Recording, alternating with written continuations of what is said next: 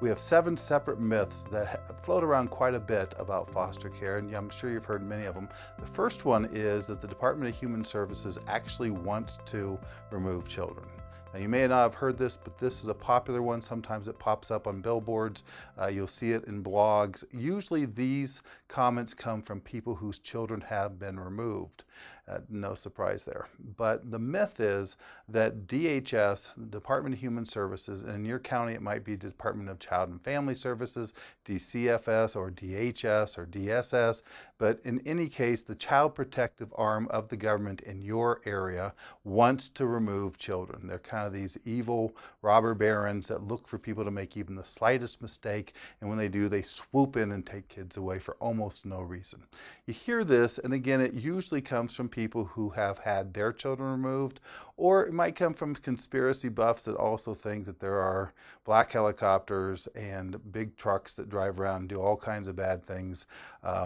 Conspiracy buffs believe this one, and again, people who have had their kids removed certainly don't want to own up to the fact that the reason their kids were removed had to do with them, and so they blame the government. In reality, it is very difficult for a child to be removed by the Department of Human Services, and it's the last thing they want to do. I've been working in the Department of Human Services field for the last 30 years, and I know the people over at the Department of Human Services, and it's the last thing they want to do. It breaks their heart to have to take a child away from a family, because they know that no matter how much abuse and neglect that goes on in a home, that those parents still love those children, and those children will be traumatized by the removal.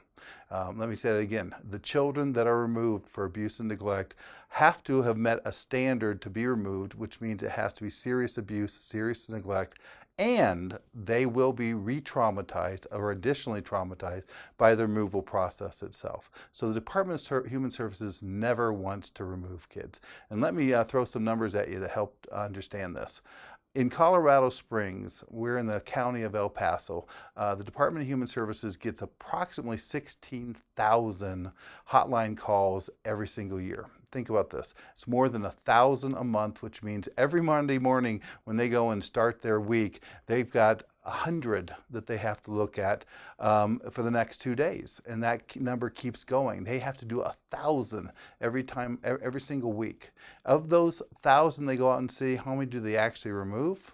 About 400 a year. So they get 16,000 calls and they remove about 400. It's about 1% of 1% of 1%. Very, very small numbers. What that means is a child coming into foster care that arrives because of abuse or neglect does so only when the Department of Human Services worker truly believes that that child has either been severely abused or neglected, or is at high risk to become abused or neglected. They not only have to make that decision, a supervisor has to sign off on that decision, and they have to wake up a judge if it's the middle of the night, or otherwise reach an on-call judge who has to sign off on it as well. And that kicks in a huge legal process where there are lots and lots of safeguards to protect the child and also the family the child is removed from.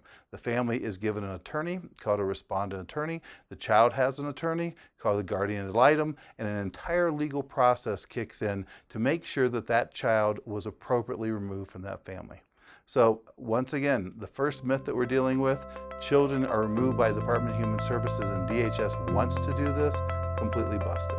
Now let's go to our second one.